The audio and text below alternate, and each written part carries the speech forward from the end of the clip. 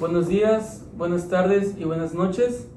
Bienvenidos a nuestra temporada número 2, capítulo 1 de nuestro podcast Filosofando. Hoy estoy con mis compañeros Andrés Rodríguez, Juárez García, Iván Andrade Neri Santiago, Christopher Gutiérrez. y hoy estaremos hablando sobre el marxismo.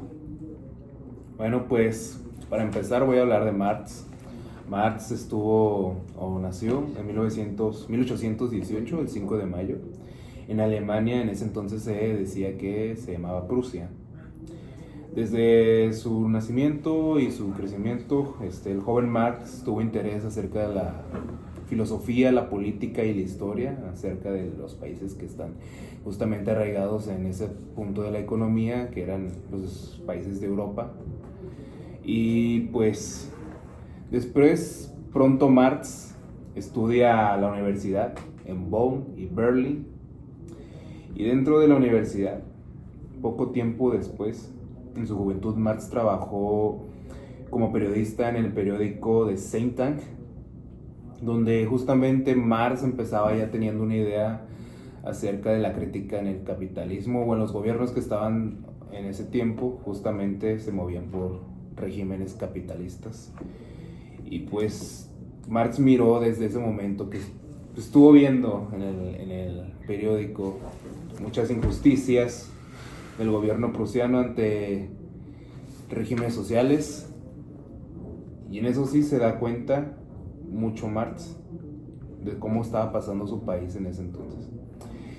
Entre el pensamiento filosófico donde Marx hace una crítica al capitalismo bajo un sistema económico donde el trabajador está atado a cierta parte del Estado, en donde los ciudadanos están trabajando sin siquiera sentir que están en una completa decisión ante sus propias manos, sino bajo una perspectiva de vida en donde los deja y los empuja hacia ese tipo de trabajo. Marx explicaba que en sí no está en contra, o más que nada no está en contra de cómo se mueve el sistema capitalista, sino que en sí deja el capitalismo o el Estado al trabajador como alguien vulnerable a no poder tener sus propias decisiones bajo un trabajo digno, o en donde una persona, por ejemplo panadero, se ha decidido por sí mismo que va a ser panadero y no bajo ciertas especulaciones o ciertas limitaciones en su vida diaria. Este sistema fue viendo Marx a lo largo del tiempo, y justamente Marx llega a París, en donde conoce a Engels, tienen un mismo pensamiento, y llega a un punto en donde empiezan a ver, criticar y crear libros y movimientos revolucionarios sociales que deja a Marx en cierto riesgo y lo expulsan en varios países del continente europeo. Al final Marx se va a Londres y es donde tiene sus mejores años de vida, se podría decir, pero bajo esos ciertos aspectos Marx no se la pasaba bien económicamente. vivió en la pobreza. Y vivió en la pobreza justamente. Así que Marx, justamente sus últimos lechos de vida fueron en Londres. Por eso es todo de mi parte. yo voy a hablar sobre los medios de producción. Para empezar, los medios de producción son todos los recursos, herramientas y materiales que se usan para producir bienes o servicios. Y según el marxismo, estos medios son los que determinan quién tiene el poder sobre la sociedad, porque prácticamente quien los controla, controla también la economía y pues en gran parte pues la vida de los demás. Por ejemplo, algunos ejemplos de los medios de producción son las tierras, que los usan para cultivar o criar animales, fábricas y máquinas, herramientas y tecnología, materias primas como hierro, algodón, petróleo, entre otros más, y transporte de infraestructura, que son los camiones, trenes, carreteras. En el capitalismo, los medios de producción son propiedad privada de los burgueses, que son los dueños de la capital, y los trabajadores no poseen estos medios, solo su fuerza de trabajo, que venden a cambio pues, de un salario. ¿Y qué eran los burgueses, güey? son los dueños de la capital. Pero yo recuerdo que había un dato de que los burgueses eran como los nuevos ricos, los que no habían sido ricos, su árbol genealógico no eran ricos. Sí, ¿no? Son esos. Sí. Y el socialismo, comunismo, según Marx, son los medios de producción, serían colectivos o del pueblo, es decir, pues no son privados, y así las personas trabajarían para el bien común y no para enriquecer a unos pocos. Bueno, para Marx la economía era pues, prácticamente lo que llevó a su pensamiento. Él se preguntaba mucho por qué no todos habían podido alcanzar ese escaloncito que habían tenido los burgueses. Entonces básicamente eso es lo que lleva a todo su pensamiento de Marx, el por qué el dinero no llegaba de manera igualitaria a todas las clases sociales. Él trataba de la teoría del valor del trabajo, donde retomaba a otros economistas como Adam Smith y David Ricardo, nos decía que cuánto valía, lo que le daba valor al producto era el trabajo que había detrás, pero también nos habla de la plusvalía, que es que muchas veces no vemos el trabajo que hay detrás de ese producto. Como si tú te compras un celular, no ves o no te das cuenta de todo el trabajo que hay detrás de él, y si los trabajadores están recibiendo lo que de verdad lo que de verdad necesitan para cubrir sus necesidades básicas. Porque muchas veces en el régimen capitalista no se toma mucho en cuenta la vida del trabajador. Lo que busca el capitalismo es, hay una pequeña parte entre lo que tú pagas, estás pagando los materiales, el trabajo de quien lo elaboró, y hay una pequeña parte que es la ganancia, que es la parte con la que el dueño de esa fábrica, por ejemplo, se queda. Esa es su ganancia. Entonces ellos toman esa ganancia y la reinvierten en su propia empresa para que ésta siga creciendo.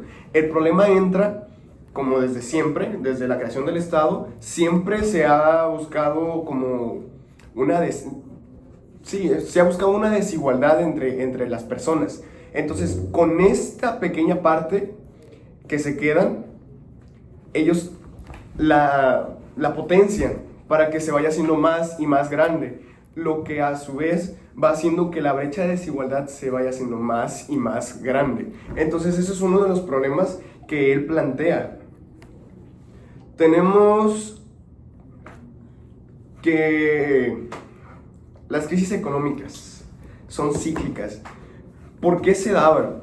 Estas era como cuando empezaban a producir más de lo que realmente necesitaban, y claramente se les quedaba, y como se les quedaba tenían menos ganancias, y esto provocaba crisis tras crisis tras crisis, con menos trabajo y pues menos dinero repartido entre la sociedad. Marx cree y muere creyendo que la sociedad podía ser socialista, que en algún momento, o sea, que el capitalismo solo era una etapa histórica que iba a pasar y que íbamos a llegar al socialismo, que era cuando todos los bienes todos íbamos a participar como en comunidad, y todos los bienes iban a ser repartidos entre todos de manera igualitaria. Ok, bueno, sobre la lucha de clases, Marx decía que la sociedad se dividía en grupos con intereses diferentes, y dentro del capitalismo había dos principales, que era la burguesía y el proletariado, en donde la burguesía se refiere a los dueños de las empresas y de los medios de producción como fábricas, tiendas, bancos, etc. Y el proletariado es la mayoría de la gente, o sea, quienes trabajan para esas empresas a cambio de recibir un salario. Y el problema es que lo que beneficia a un grupo afecta al otro. Por ejemplo, si el dueño quiere obtener más ganancias, él va a intentar reducir lo más que se pueda de pago de salarios. Y en cambio, si los trabajadores quieren tener acceso a mejores condiciones de vida, deben ganar más. Y pues la lucha de clases es un choque de intereses que se encuentra en todo momento, es constante. Y según Marx, esa tensión ha llevado a los grandes cambios en la historia. En pocas palabras, la lucha de clases es la idea de que la economía nos divide y debido a esa división se crean conflictos que pueden transformar a la sociedad. Ok, bueno, yo les voy a hablar sobre cómo es que el marxismo influyó, pues generalmente, ¿no?